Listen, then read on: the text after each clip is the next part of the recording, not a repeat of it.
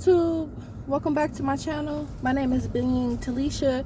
If you are new here,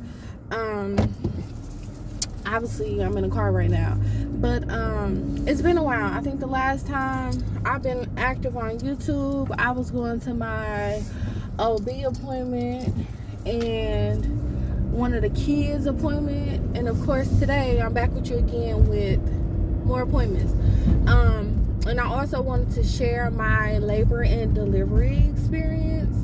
I'm actually headed for my daughter, the newborn.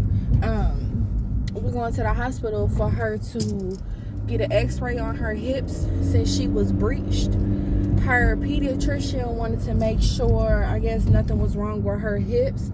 I guess it's a thing with breached babies, that depending on when she flipped or whatever the case was, basically her pediatrician wanted to just take special precautions, and I trust her because I've been going to her for the longest. So if she tells me to go to the doctor and do something, I usually don't question her, and I'm usually comfortable with her being on the safe side.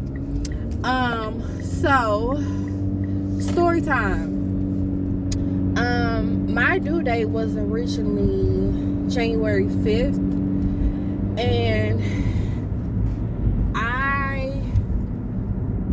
my job where I work in the medical field, starting January 1st, they decided to have a new policy where we get paid basically 100% for being on maternity leave.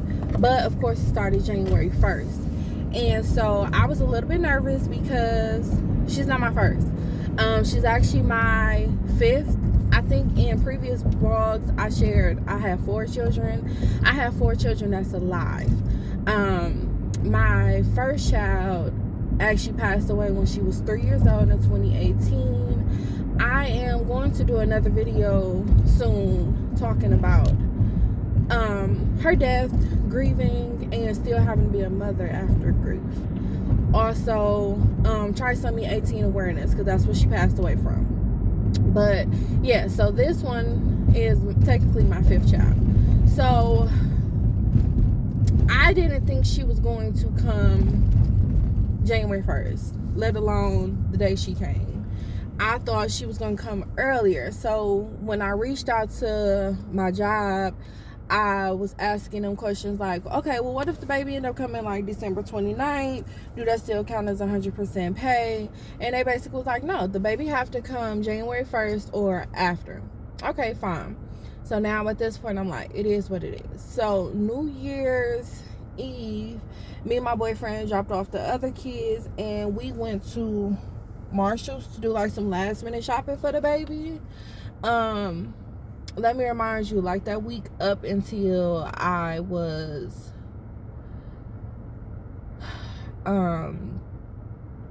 towards the end, I was taking it slow because I literally wanted to make it to January 1st, only because I know what 60% pay looks like when it comes to maternity leave, and it's not, you know, the best. You know, you be at home thinking about bills, and you just think about so much stuff when you want to leave, take care of your child that you don't need to be taken care of or thinking of. So January, I made it to New Year's Day, and at this point when midnight came, I said, okay babe, you come, because honestly I was tired. It was just, my body was just tired. So of course, because I want her to come on a certain day, she decided, nope, I'm coming when I want to. So January 3rd, which was that Wednesday, I had an OB appointment, and I originally was going to go into my appointment to tell my doctor like, hey, my due date is January 5th, this Friday, induce me, because I'm not going past my due date. But unfortunately other things happen. So I get to the hospital, or my clinic appointment, and you know how they make us do like urine test.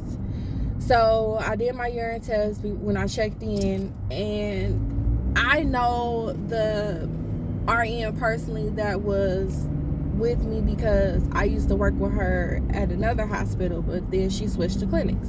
So she told me, like, what's going on? Like, you got a lot of protein in your urine. And I was like, I looked at her and I gave her like that cut eye, and I said, you sure you got the right pee? Apparently, throughout my pregnancy, I have been having protein in my urine, but it wasn't as much as what it was this time. And by me being close to being due, obviously, let's do induction. So my doctor come in and he like, he did an ultrasound and he also checked me. And so he like, okay, you 3 centimeters, but baby is 80% her head. So he like, this is gonna be actually an easy delivery, I guess, for him, because she was basically ready. Once she got to 10, she was gonna come, in other words. So he like, I'm finna call the hospital and tell them that basically we expect you. So I'm like, well, hold on, like I gotta call my boyfriend, and now his job, he drives trucks. So he was, that Wednesday was gonna be his last shift because they couldn't guarantee him any closer routes just in case I went into labor, and I wouldn't want him to miss it, and he wasn't gonna have that. So he was actually closer, which was fine. So when I got to call him when I left. I'm not gonna lie, I started like getting kind of like emotional and a little sad, because I'm like, okay, well, wow, like I never had it like that. So usually my labor's just, I feel contractions and I go to the hospital. This time they like, no, it was a little different.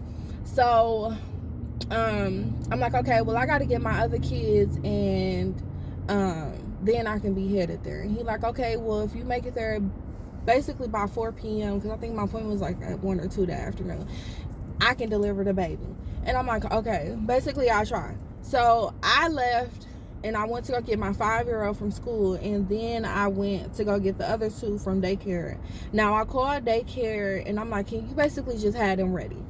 I wasn't necessarily in active labor. Like I said, I was only 3 centimeters, but because he had just checked me, it wasn't, like I said, I wasn't contraction. It was just a little uncomfortable down there. And at this point, I'm like, okay, I'm done 3 centimeters.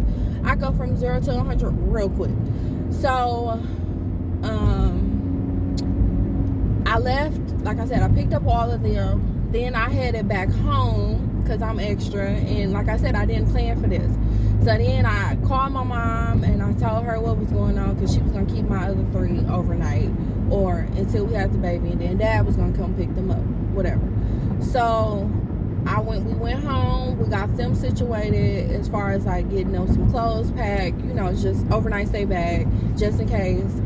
We got them some food, and then we dropped them off to my mom's, and then we headed to the hospital. So it was kind of like a planned C-section, planned delivery, whatever.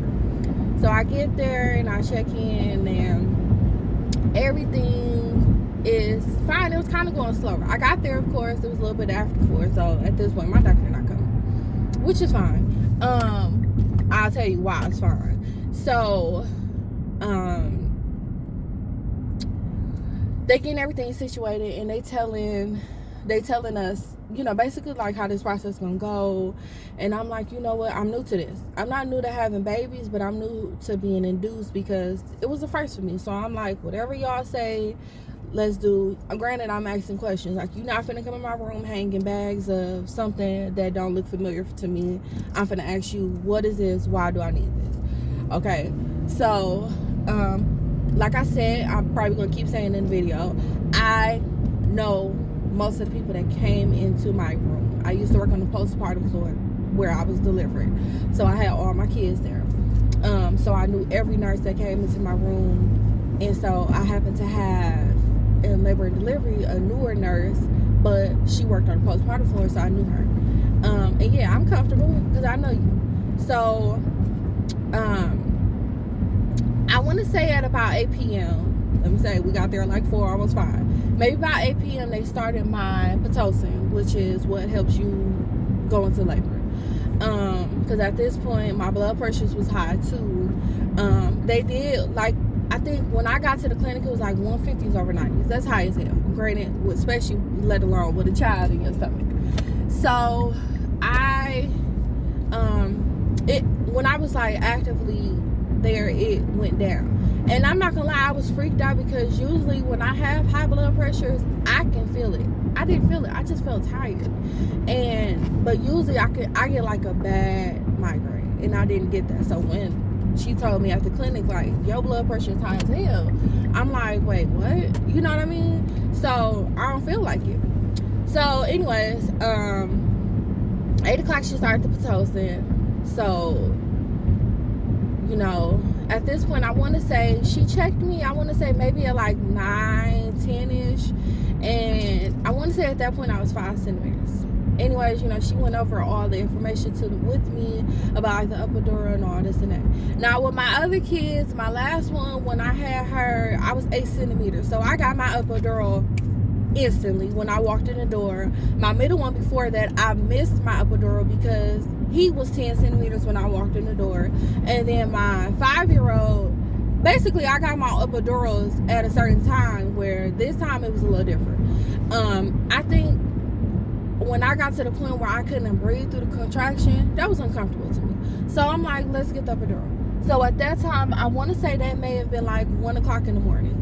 And I'm not gonna lie, when she gave me the epidural, oh my gosh, I felt like I was in heaven. Like, I started dozing off, but then I got like this kind of sharp pain on my right side.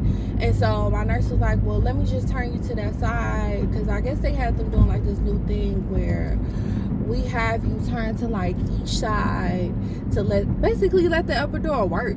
And so she was like, well, we'll turn you, how you laying on that side, because I was on the other side at first. So we did that, and it was starting to work, because I had fell asleep, and I want to say I woke up to the pain. And so she went on break to go eat, and because I had to have another nurse come in and do the epidural while she was on break, whatever. So she was still on break, so I fell asleep, and then I woke up, and I'm like, I feel pressure, like I need to push. I want to say this was about 3 o'clock. It was around 3. It was around 3 when I felt the 3 a.m. It was around 3 a.m. when I felt the need to push. So I called the nurse in, and I told her that. She came in. So when I sat up in the bed to position myself, I felt leak. So I already called the nurse in, so she was already coming in because I told her I felt the need like to push. So when she came in there and she pulled back the cover, I'm like, I think I peed on myself. In other words, I'm in labor. Water broke. So when she pulled back the blanket, it wasn't pee. It was actually blood. So now they all looking at each other, and she kind of freaking out because the color of it obviously means something to them in healthcare. I'm not freaking out because I'm just not. Like, I work in healthcare. I don't know. Maybe I'm a calm person until you give me the vibes to freak out. And they didn't give me that. So she calling the doctor, my own call doctor, because I know my original doctor, he's not coming, because after 4 or 5 he wasn't coming. So she called my on-call doctor, and my on-call doctor was like, okay, basically she'll be here at like 5. So I'm like, okay. And then I'm like, no, I can't wait until 5. Like, I really feel like I got to push. And so they like, okay. So they called the on-call, like, of the main hospital for OBGYN doctor. And it was so wonderful because I knew who she was. I took care of her as a CNA when she had her first baby. So I haven't seen her in a while, but when I seen her, I was just like, oh my gosh, you know, like, she gave me a hug.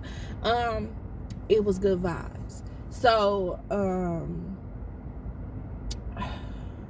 she came in, and you know, they gowned her up or whatever. She literally came in, I want to say, to check me. And you know how, like, when you got like a sharp ass nail and you take it to like a balloon and you stick it and it busts? Basically, that's what happened to my water.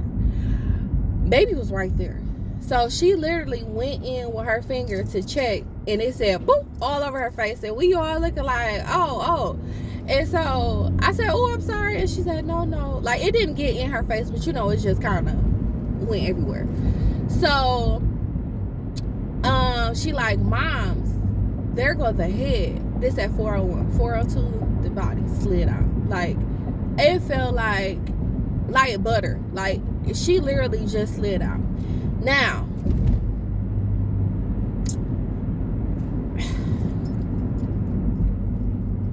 and I'm gonna keep this video because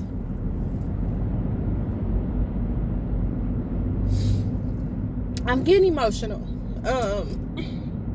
Only because I lost a child. So I know how it feels to lose one. So that lets you know it wasn't good afterwards. Okay, so after she came out, basically the blood that I leaked out, my placenta somehow was detached from my uterus, and that's called an abruption. I could be saying it wrong, but basically the placenta in the uterus plays a big part. They're basically like a car. Without the engine, the car don't work. That's how it is with the placenta in the uterus. Basically, baby get her nutrition and her oxygen through there, and if she don't have that, she could have died. So I could have basically delivered her stillborn and would have not known. If she would not have came as fast as she did labor-wise, they was gonna have to rush me back to an emergency section.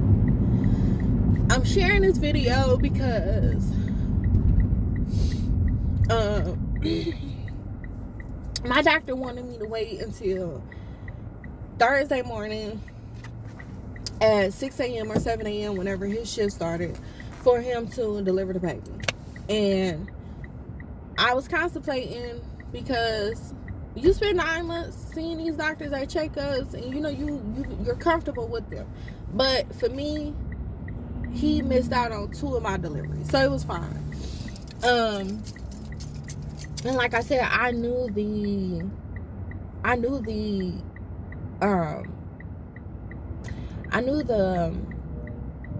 staff. So I personally feel like if I would have waited, something would have happened. Granted, yes, I'm in a hospital, but I worked in postpartum. I work with mom babies. It's not always pretty. It gets ugly.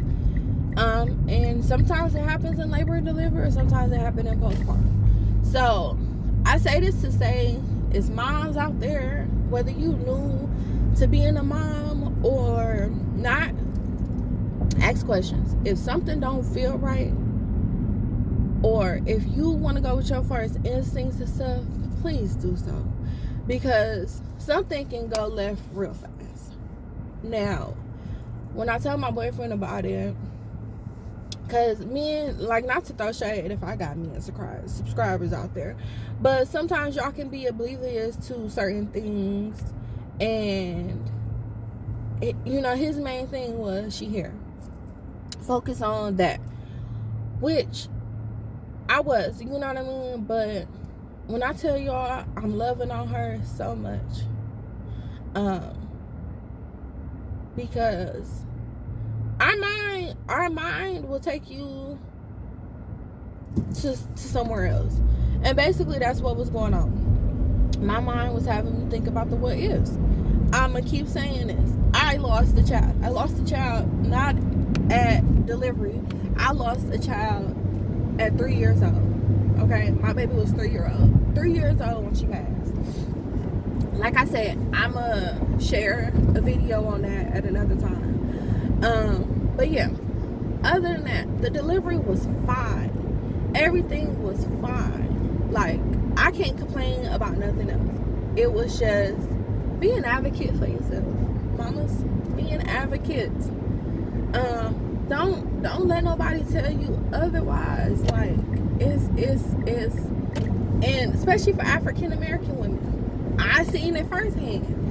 They lose a lot of their lives having babies, okay? And sometimes it's be for them not being advocates for themselves, believe it or not. So yeah, so that's my labor and delivery story. Sorry I got emotional, but I still get emotional about that. She is beautiful. She's healthy. I love her. I love my babies. So yeah, now we are approaching her appointment. I'm actually gonna do valet because if not, we're gonna be late. And I'm gonna give y'all a story maybe while I'm walking to the clinic. But where we going, where I stay at, we actually going to Children's Hospital, but it's like their main campus because you know they have more stuff than the clinics.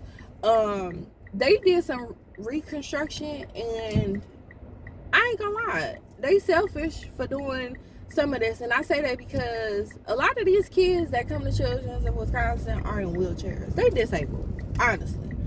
And when I went here and they had the construction, I was here with my toddler and I was pregnant. And to walk through this, it was a lot. So, just saying.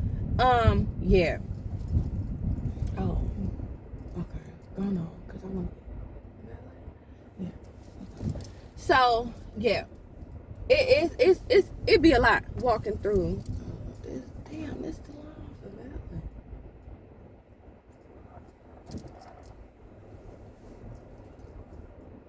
Yeah, so it'd be a lot. Even a valet right now is full, but then they be trying to have like this stuff like, oh well, you know, Children's just basically got like they set appointment. If you're not here, like they basically don't care about you being late for this. So right now, this is actually how valet. So this how valet line is actually looking. You can't really just know it's a line. So yeah. All right, so we had our appointment. I'm going for little mama, she's sleeping. Yeah, but basically I did valet, and look.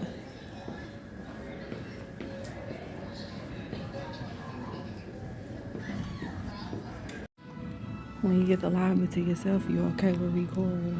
But yeah, that's how the clinic is looking. So we waiting. So I'm at my doctor's appointment. I wanted to check in real quick because nobody's in here. So yeah, getting ready to get checked in. So we celebrate. All right, YouTube, I'm back. The lighting is giving, but yeah, I just finished my OB appointment, my 6-week checkup, and you know they ask you questions, and you know I'm always at high risk for postpartum depression because of me losing a child. So knock on wood, thank God I have not experienced it, but for some odd reason, and you can see right now, I've been clinging to black.